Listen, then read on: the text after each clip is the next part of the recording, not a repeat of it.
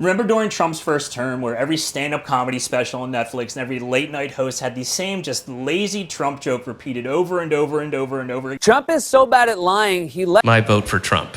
Day 102 of the Trump presidency. Two-bit wall salesman. During that time, comedy was predictable. Well, let me say something more modern and stylish then. It was stale, and worst of all, it was safe. It felt like it needed to pass a focus group in order to be told to us. But while Netflix and the major networks were churning out just recycled garbage, real comedy was actually flourishing away from the spotlight. Bullshit. There was a true revolution forming, one that would revive the art of stand-up and bring it back to what it was meant to be. Raw, honest, unapologetic, and true. Was Alabama's scheduled USC, Southern Cal. Alabama was confident. They're like, oh, white boys are, we'll take on anybody. And then USC came down to Alabama with a bunch of black dudes from LA, just beat the fuck out of Alabama. And then after the game, Bear Bryant gave like a speech and he was like, hey y'all, come on. That was it. That's all it took. Everybody down there was like, yeah, we get it. We'll be less racist. At the heart of that revolution was Kill Tony, a small live podcast started by Tony Hinchcliffe. It began as a small underground show with crowds of like 20 to 30 people in a small venue, broadcast on his website and on YouTube, but it's now turned into a reported $250 million empire that you're gonna start seeing on Netflix every Monday. In this video, I'm gonna break down how Tony Hinchcliffe built one of the most influential platforms in comedy history by following 3 simple principles that you can apply to your life so you can build something that actually brings value to the world and is meaningful.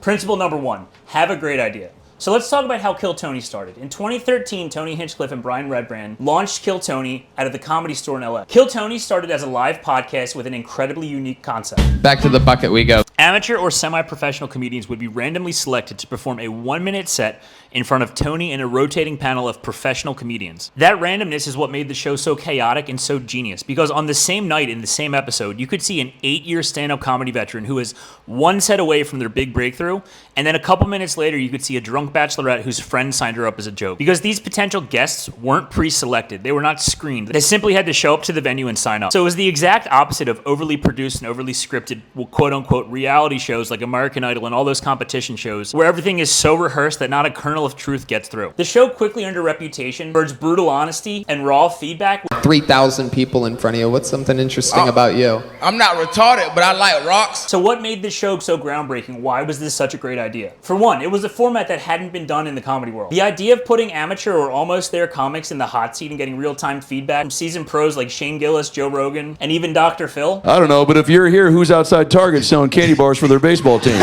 Gave aspiring comedians a chance to learn, adapt, and actually improve in front of a live audience. It was comedy at its rawest where anything could happen, but more importantly, it felt true. It felt like it reflected the truth, whereas the comedy that we were being force-fed on streaming services and on TV just felt like inauthentic corporate garbage. For idiots, it's an easier time. That combination of brutal honesty, professional mentorship, and a unique format really set Kill Tony apart. By the time it reached a significant audience, it had already gained a reputation as the most important thing going on in the stand-up world. And Kill Tony is the cornerstone of the stand-up community. That's why it worked, and that's why it eventually became the phenomenon that it is right now. Principle number 2, commit fully to your idea. Having a great idea is one thing, but here's where Tony Hinchcliffe really sets himself apart. He treats stand-up comedy like a craft, not just like a job. For him, comedy isn't just about getting laughs. And I started going to libraries and stuff to look up books on Andy Kaufman. It's an art form. And art forms require discipline, commitment, dedication, and the relentless quest for improvement. Then you have the guys above those guys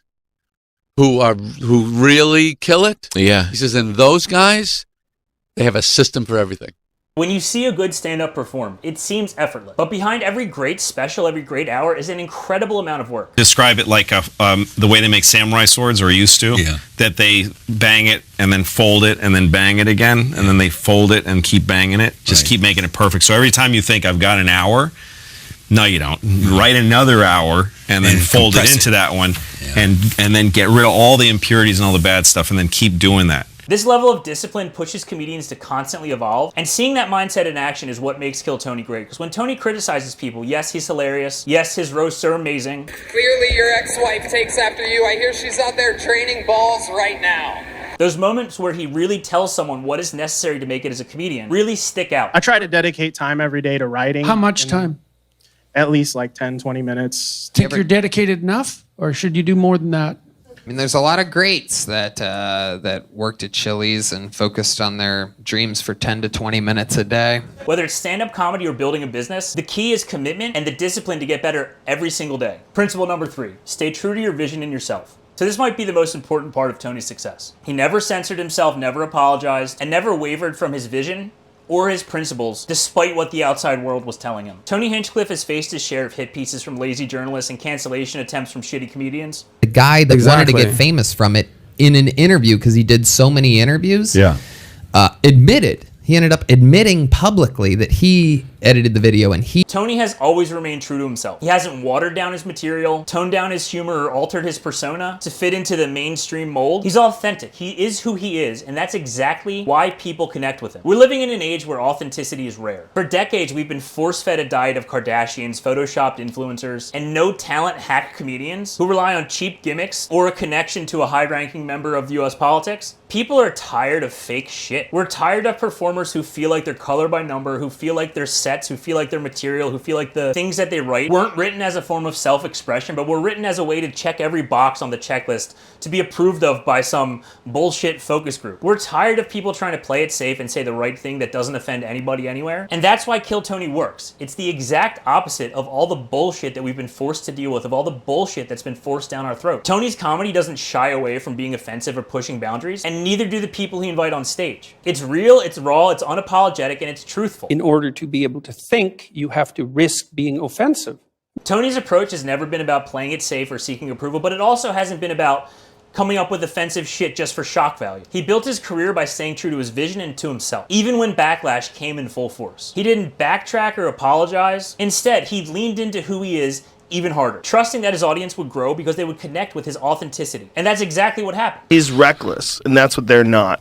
Okay? There's a kind of like reckless comedy, you know, that like you know you're going to take the heat, but you don't give a fuck, you're going in. Tony's success with Kill Tony shows that if you stay true to yourself, your vision, and your principles, people will find you and they'll stay with you. He's living proof that you don't need to apologize for who you are or compromise your vision to make it fit. You just need to keep going, stay true to yourself, be real, be authentic, and trust that that is going to build you an audience. If you're working on your own idea, remember this. You don't have to please everybody. You are not for everybody. If you try to please everybody, you're not going to please a single person. It's simple but not easy. 1, have a great idea. 2, commit fully to that idea. And 3, stay true to who you are and your vision, no matter what. That's how you build something that lasts. So if you like this video, please give it a like, a thumbs up or whatever, and then subscribe to my channel. I talk about business from a little bit different perspective and give you tips, tricks, and systems that you need to grow your business without succumbing to the bullshit of the corporate world. This is all about kind of like punk rock small business. The world's better when we can actually communicate who we are and we don't have to censor ourselves based on offending the modern audience. Art is one way to express yourself,